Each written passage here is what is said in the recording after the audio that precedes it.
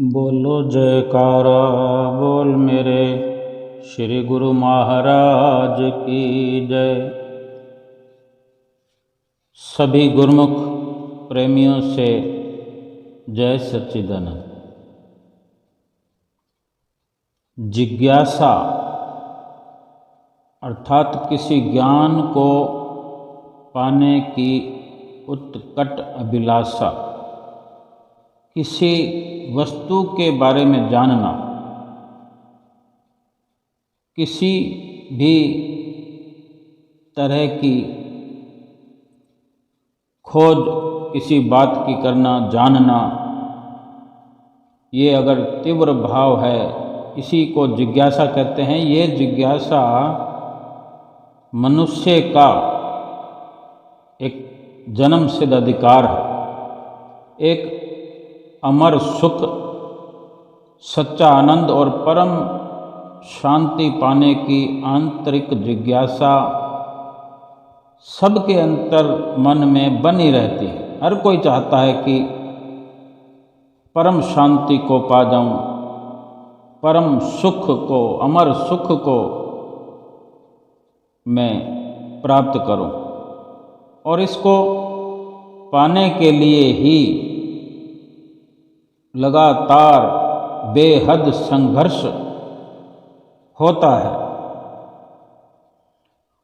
और ये जिज्ञासा ही मनुष्य को, हम जीवों को जिज्ञासु बनाती है। इसी की तृप्ति के लिए ही रास्ते पर आगे बढ़कर मनुष्य अपने लक्ष्य स्थान पर पहुंचता है। एक समय का एक वृतांत है,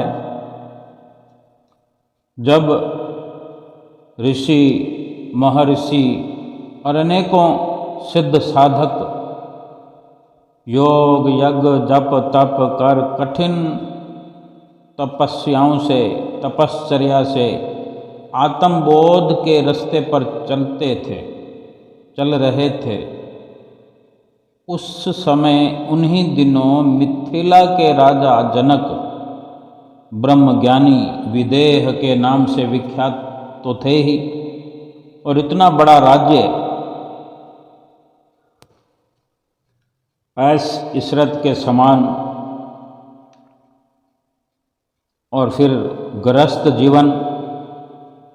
गृहस्थ जीवन यापन करने पर भी आत्म स्थित कैसे हो सकते हैं, इस जिज्ञासा ने कण्व ऋषि के दिल में महाराज जनक के कार्यकलापों से अवगत होने का मार्ग सुझाया।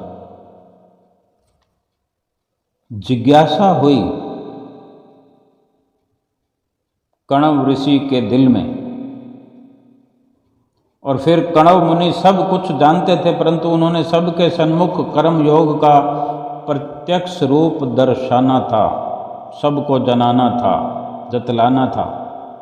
सो सब ऋषियों के मन की जिज्ञासा पूर्ण करने के लिए वे राजा जनक के महल की ओर चल दिए। मुनि किसी भी समय, किसी भी स्थान पर जाने में आज़ाद थे, और वे रात्रि समय राजमहल में आए और अंतःपुर में पहुंच गए। राजा को रनिवास में पाकर वे वहां से लौट आए। फिर ब्रह्म मुहूर्त में राजमहल में प्रवेश किया। इस समय राजा यज्ञशाला में यज्ञ करने में निमग्न थे। मुनि कण्व ये देखकर दंग रह गए कि यज्ञ कुंड की अग्नि की लपटें राजा जनक की टांगों की ओर आ रही थीं, परंतु राजा तल्लीनता से मंत्रोच्चारण कर आहुति डालते जा रहे थे। इस आग की लपटों का उन्हें ध्यान ही नहीं था। जो यज्ञ में विराजमान है, यज्ञशाला में यज्ञ करने में निमग्न हैं, उन्हें उन्हीं की ओर आती हुई आग की लपटों का भी ध्यान नहीं था, और ये सब मुनि जो थे वो दूर से खड़े हुए देख रहे थे। ये देखकर मुनि वहाँ से फिर लौट गए। उसी दिन जब दोपहर के समय आए तो राजा जनक राज कार्य में व्यस्त पाए गए। थोड़ी देर बाद राज दरबार के समापन का घंटा बजा तो वे वहाँ से उठे और बाहर की तरफ आए। सामने कण्व मुनि जी को देखकर अत्यंत आदर सत्कार कर आसन पर बिठाया और भोजन के लिए नम्र विनय की। मुनि ने आमंत्रण स्वीकार कर लिया। राजा ने मुनि जी के आवास का यथा योग्य प्रबंध करवा दिया और राजा जनक ने मुनि के आने का प्रयोजन बिना पूछे ही जान लिया। उनसे पूछा नहीं कि आप कैसे आए हो, और स्वयं जान गए कि मुनि कण्व क्यों आए हैं, क्योंकि उनकी ब्रह्म दृष्टि सिद्ध हो चुकी थी। मुनि की जिज्ञासा का उत्तर देने के लिए व्यवस्था करवा दी, जिस कारण जो जवाब या जो कुछ समझने के लिए आए थे उसके लिए व्यवस्था हो गई। यानी जिस स्थान पर मुनि को बिठाकर भोजन, जहाँ पर भोजन खिलाना था, ठीक उसी आसन से ऊपर जो छत थी, छत के साथ कच्चे धागे की रस्सियों से भारी भरकम पत्थर को बंधवा दिया, परंतु अंदर से उस पत्थर को ऐसा मजबूत रखा गया कि वो हाथी के बल से भी न गिर सके। देखने में ऐसा लगता था कि पत्थर के गिरने में एक क्षण भी नहीं लगेगा। और भोजन में 36 प्रकार के स्वादिष्ट व्यंजन तैयार करवाए। भोजन के समय मुनि जी को सुंदर आसन पर बिठाया। राजा जनक स्वयं भोजन परोस रहे थे और प्रेम से खिलाते हुए अपने भागों की सराहना कर रहे थे कि मुनि ने मुझे कृतार्थ किया, आपने मुझे कृतार्थ किया। मुनि की दृष्टि उस पत्थर पर टिकी हुई थी। उन्होंने देख लिया था कि मैं जहाँ बैठा हूँ वहाँ ऊपर छत की जगह पत्थर बहुत बड़ा जो है वो इस प्रकार कमज़ोर अवस्था में है कि कुछ हल्के पतले धागों से ही बंधा हुआ है कि जो कभी किसी भी वक्त ऊपर गिर सकता है। इसी डर से उन्होंने जल्दी जल्दी भोजन कर लिया। मुनि ने सोचा कि जैसे राजा भोजन परोसने के समय मेरे आगे झुकता है, ये पत्थर उस पर भी पड़ सकता है। इन्हीं ख्यालों में उन्होंने भोजन किया तथा आँखें व कान पत्थर पर लगा रखे थे। भोजन के बाद मुनि को राजा जनक विश्राम घर में ले गए। फिर स्वाभाविक पूछने लगे कि भोजन करने में आज आपका मन रम नहीं रहा था, मैंने देखा, क्या भोजन स्वादिष्ट नहीं बना था? एक एक वस्तु के बारे में पूछने लगे कि उस वस्तु का स्वाद कैसा था, वो सब्जी कैसी थी, वो मिठाई कैसी थी। तो मुनि कहते हैं, राजन, असत्य कैसे कहूँ, और सच्चाई यह है कि मुझे मालूम ही नहीं कि मेरे आगे कितने व्यंजन आए और उनमें से मैंने क्या क्या खाया।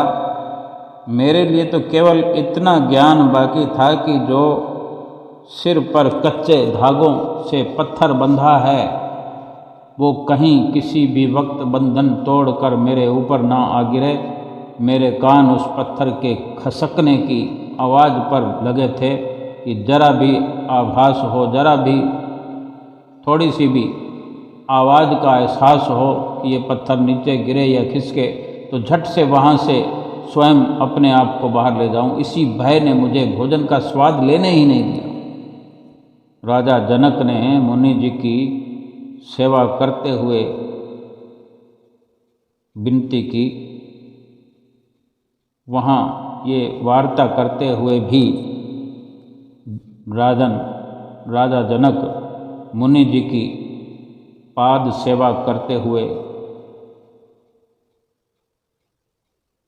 कहा, महाराज जिस प्रयोजन से आप यहाँ पधारे थे क्या वो सिद्ध हो गया है? क्योंकि राजा जनक ने तो जवाब दे दिया था, क्योंकि वो जान गए थे कि ये किस लिए आए हैं, क्या उनके अंदर संशय है।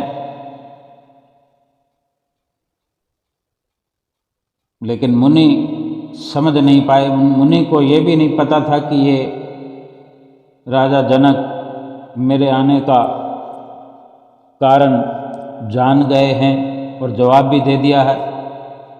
तो मुनि ने कहा, राजन वो कैसे? तो राजा ने कहा, मुनिवर भय में स्वाद नहीं होता। उस समय आपके हाथ कौर उठाते रहे, ग्रास हाथों से उठाते रहे, मुंह में डालते रहे और मुख भी अपना काम करता रहा, लेकिन भय के कारण आपको इन अंगों की क्रियाओं का कोई ज्ञान न हुआ और ना ही कोई स्वाद आया। नहीं जान पाए कि आपके मुख में जाने वाला कौर ग्रास किस स्वाद से भरा है।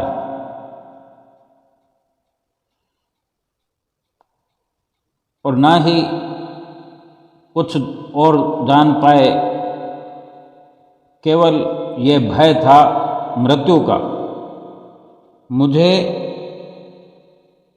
शारीरिक कार्यकलाप करते हुए तथा राज्य का संचालन करते हुए भी उसमें आसक्ति क्यों नहीं होती तथा ब्रह्म स्थिति में कैसे लीन रहता हूँ, सो सुनिए। अब राजा जनक उसे समझा रहे हैं, पूर्ण संशय मिटाने की कोशिश कर रहे हैं कि आप सत्पुरुषों की कृपा से मुझे ये ज्ञान मिला कि ये जो शरीर है ये नाशवान है, इससे मृत्यु व्यापती है। ये शरीर जो है नाशवान है, इसको मौत आती है, और आत्मा जो है वो नित्य है, अमर है, अजर है। आत्मा का बोध करके ही अमर आनंद की प्राप्ति होती है। जिसने आत्म तत्व सिद्ध कर लिया उसने मृत्यु के भय से विजय प्राप्त कर ली, वो अमर पद का वासी हुआ। अमर आनंद का जीवन बन गया उसका। वो अमर आनंद और आनंद कंद भगवान के ध्यान के केंद्रीकरण में है। सो आपकी कृपा से अब सब कार्य करते हुए मन को उस भय में केंद्रित रखता हूँ कि कहीं मुझसे अमर आनंद छिन्न न जाए। भगवान में ध्यान केंद्रित किए हुए कार्य करने पर मुझे इन रसों के स्वाद का पता ही नहीं चलता। कर्ता, क्रिया और कर्म फल सब में भगवान को देखता हूँ। इसी कर्म योग के सिद्धांत को अपनाकर मुझे ब्रह्म स्थिति प्राप्त हुई है। महामुनि विदेहराज जनक के जीवन में निष्काम कर्म योग के सिद्धांत को अपनाकर मुझे निष्काम कर्म योग का रहस्य जानकर बहुत प्रसन्न हुए और उन्होंने जनक जी को बार बार आशीर्वाद दिया। भागवत गीता में भगवान श्री कृष्ण जी ने यही दोहराया है कि ज्ञान रूप अग्नि से जिसने अपनी इच्छाओं को भस्म किया, कामनाओं को भस्म किया, ज्ञानी का पद हासिल करके उसने परम पद पा लिया। जिस प्रकार आग लकड़ियों के ढेर को जलाकर राख कर देती है, उसी प्रकार ज्ञान रूपी अग्नि से अविद्या और संकल्प विकल्पों का नाश हो जाता है तथा परम पद की प्राप्ति हो जाती है। फिर कहा,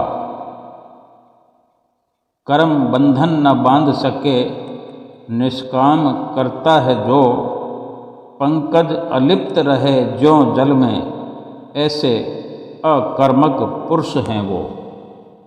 जिसे ज्ञान युक्त संसार में रहने की युक्ति आ गई हो, जिसे निष्काम कर्म करने से कर्म फल से मुक्ति प्राप्त हो गई हो, उसे कर्म बंधन में नहीं बंधना पड़ता। वो संसार में इस प्रकार रहता है जैसे पानी से कमल अपना पोषण करता है, पानी में निवास करता है, परंतु उससे न्यारा रहता है, उससे अलिप्त रहता है, शुष्क रहता है, सूखा रहता है। उसके पत्तों पर पानी का प्रभाव नहीं पड़ता, वो सदा शुष्क रहता है। जिज्ञासु जनों के मन में ये जिज्ञासा तो अवश्य उभरती ही होगी कि क्या केवल राजा जनक ही ब्रह्म स्थिति को प्राप्त होकर विचरण करते रहे। इतिहास में उनका प्रमाण ही यदा कदा दिया जाता है, उन्हीं का प्रमाण ही क्यों? तो उत्तर है कि अनेकों राजा ऐसे हुए जिन्हें ये स्थिति प्राप्त थी। राजा अश्वपति, मानधाता, याज्ञवल्क्य आदि, इन्होंने राजपद ग्रहण करने के बाद आत्मबोध का मार्ग अपनाया। कई राजा त्यागी वैरागी बन गए और किसी ने आत्म आनंद में लीन रहना ही धर्म समझा। जिसके मन में जिज्ञासा उत्पन्न होती है वे तो अवश्य इन प्रसंगों से शिक्षा ग्रहण कर इस पथ पर अग्रसर होते हैं। भगवान श्री कृष्ण जी ने इसी तथ्य को अर्जुन को ज्ञान देते हुए सबके सन्मुख दर्शाया है।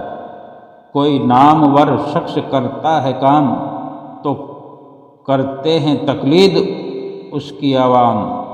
बड़ा आदमी जो बनाए असूल वही सारी दुनिया करेगी कबूल। ए अर्जुन, श्रेष्ठ पुरुष जो करता है दूसरे पुरुष अर्थात दूसरे लोग भी उसी का अनुसरण करते हैं। जो वे प्रमाण करते हैं सभी उसे सत्य सिद्ध मानते हैं। इसीलिए ही तो आत्मविद्या को पाने का विद्यालय शुरू से ही संत सतगुरु के हाथों में सौंपा गया है।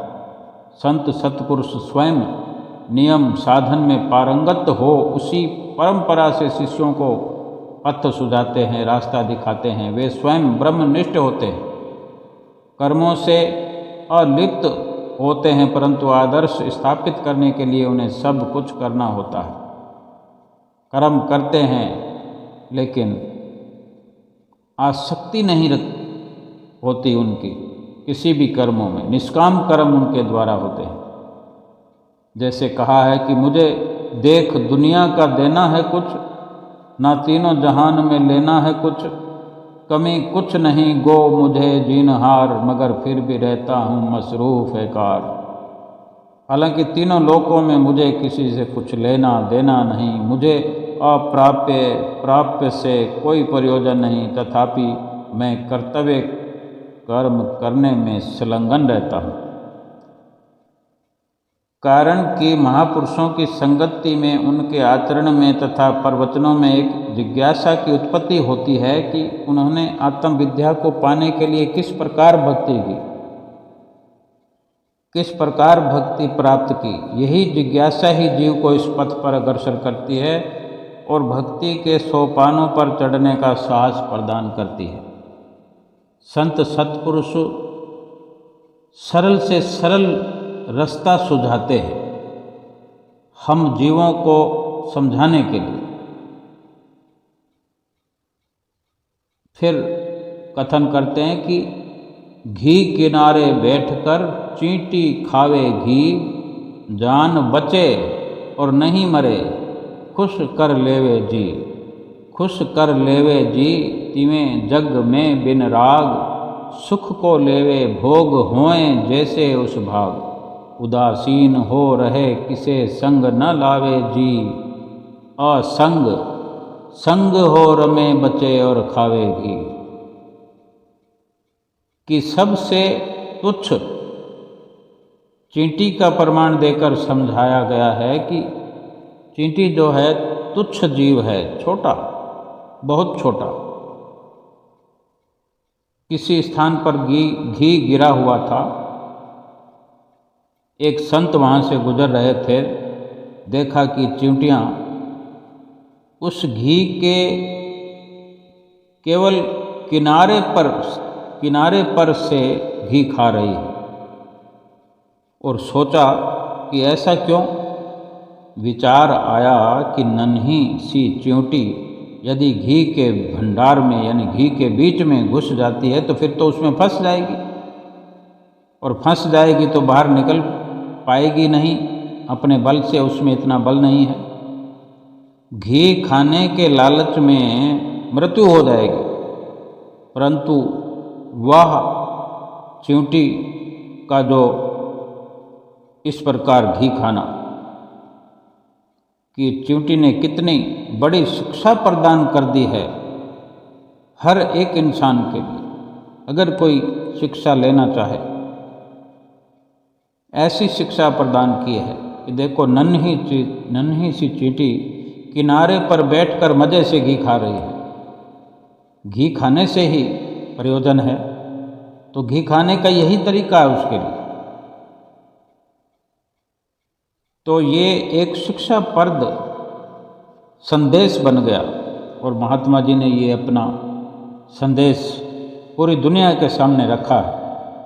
आज हम सुन रहे हैं, समझ रहे हैं, क्या अमल भी हम कर पाएंगे कि जैसे नन्ही सी चींटी घी के किनारे बैठकर उसका स्वाद लेती है, मरने से भी बचती है और घी भी खाती है, इसी प्रकार महापुरुष हमें समझाते हैं कि ऐ जिज्ञासु, तू भी दुनिया में विचरण कर, उसके राग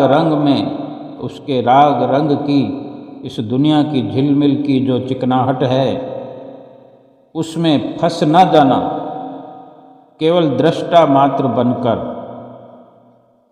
उन सुखों का किनारे पर बैठ कर के उपयोग कर निष्काम कर्म योग को अपना संसार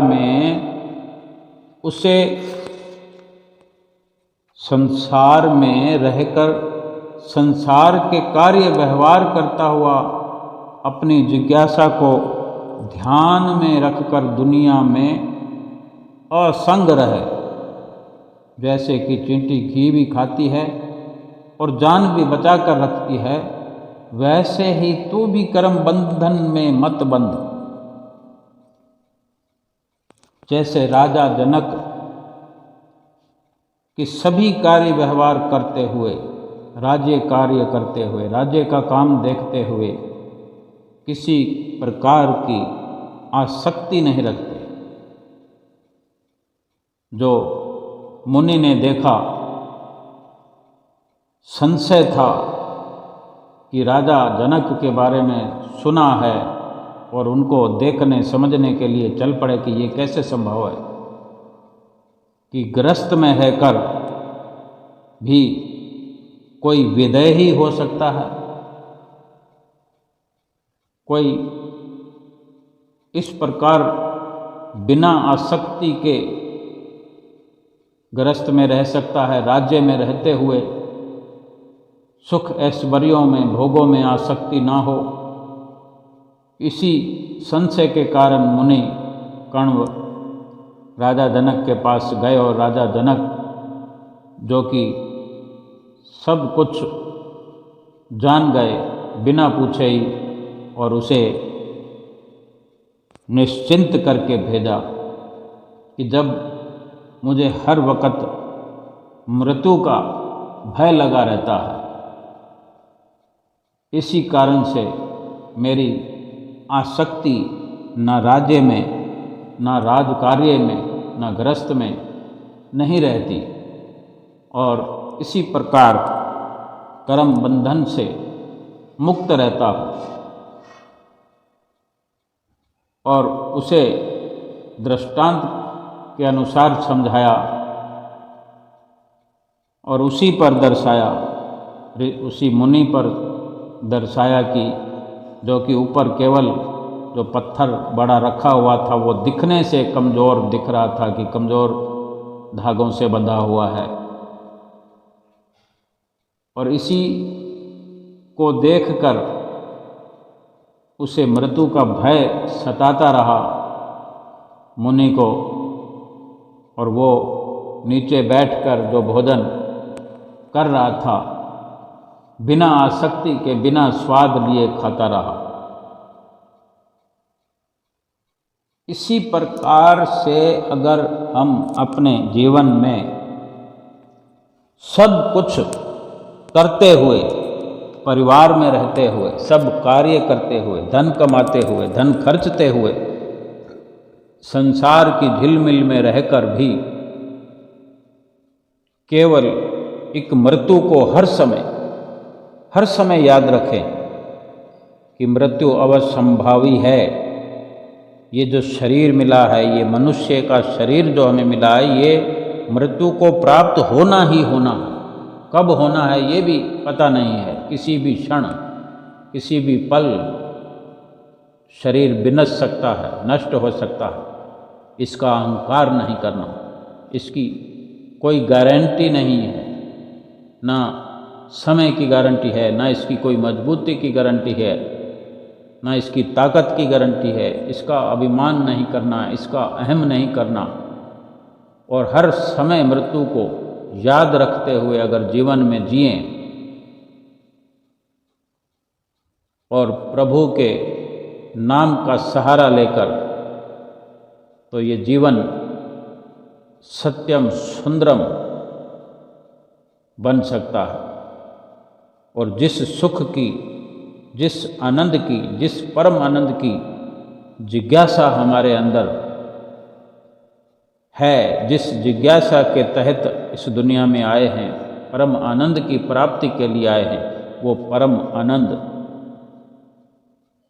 निष्काम कर्म योग करते हुए हर पल प्राप्त होता रहेगा, सच्चा सुख प्राप्त होता रहेगा। जिस प्रकार फरमाते हैं,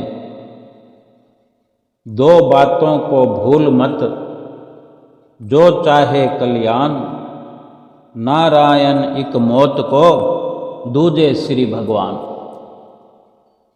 कि हमको दो बातें हर पल याद रखना चाहिए अगर हम अपनी जीवात्मा का कल्याण चाहते हैं।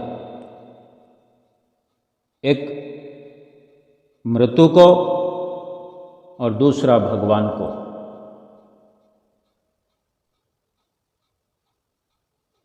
इस प्रकार से जीवन व्यतीत करने में कोई खर्च नहीं है, कोई नुकसान नहीं है, कोई बहुत बड़ी कुर्बानी नहीं देनी है। अगर भगवान के साथ रिश्ता बना करके भगवान का भजन करने में जो समय लगता है, जो ताकत लगती है और जो मन लगाना पड़ता है, वो इतना नुकसान का कार्य नहीं है। इससे कहीं सैकड़ों, हजारों, लाखों, करोड़ों गुना धन, करोड़ों गुना मन, करोड़ों गुना तन संसार पर हम नित्य प्रति लगाते हैं। ज़रूरत से कहीं ज़्यादा लगाते हैं, ज़रूरत से ज़्यादा ताकत संसार में झोंक देते हैं, ज़रूरत से ज़्यादा धन पहले कमाते हैं, फिर ज़रूरत से ज़्यादा खर्च कर देते हैं। अंत समय सब कुछ ही तो छोड़ जाते हैं। जितना हमें ज़रूरत था उससे अधिक कमाते रह गए, खर्च कर दिया उतना ज़रूरत से ज़्यादा। ज़रूरत तो जितना था उससे कहीं ज़्यादा हम छोड़ गए। जाते वक्त ज़रूरत से ज़्यादा कमाया, ज़रूरत से ज़्यादा खर्च किया। शरीर में जितना ताकत है, जितनी हमारी कैपेसिटी है, उससे कहीं ज़्यादा शरीर की ताकत हम लगा देते हैं संसारिक सुखों और शारीरिक सुखों, संसारिक सामानों को प्राप्त करने में। इन्हीं सब में सब कुछ लगा देते हैं। अगर थोड़ा बहुत जो कि आराम से बैठकर भगवान का भजन ध्यान करना होता है, जिससे सुकून ही सुकून मिलता है, लाभ ही लाभ है, आनंद ही आनंद है, और खर्च कुछ भी नहीं होता। शरीर थकता नहीं, शरीर की विल पावर बढ़ती है, शरीर प्रफुल्लित होता है, रोम रोम प्रफुल्लित होता है, मन संतुष्ट होता है, और धन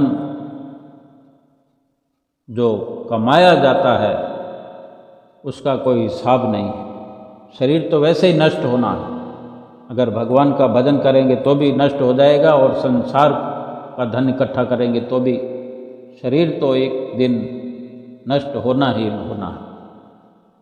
मन जो संसार में लगकर कलपता रहता है वो मन ठहर जाएगा, स्थिर हो जाएगा भगवान का भजन करने में।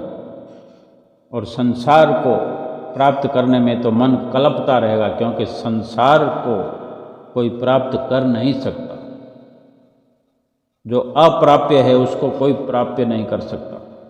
और भगवान का भजन करने में तो संसार स्वयमेव अपना बन जाता है, अब जीव के पीछे लग जाता है। संसार की रिद्धियाँ सिद्धियाँ इस जीव के पीछे हाथ बांधे चलती है। तो क्यों ना अपने श्री गुरु महाराज जी के वचनों पर अमल करें, श्री गुरु महाराज जी के बताए हुए रास्ते पे चलें, भजन ध्यान करते हुए अपने मृत्यु का हर पल ध्यान रखते हुए भगवान का सुमरन करें, भगवान का भजन करें, पांचों नियमों की पालना करें और जीवन को भरपूर आनंद में आनंद मगन होकर जिएं और अपना लोक पर लोक सुहेला करें। बोलो जयकारा बोल मेरे श्री गुरु महाराज की जय।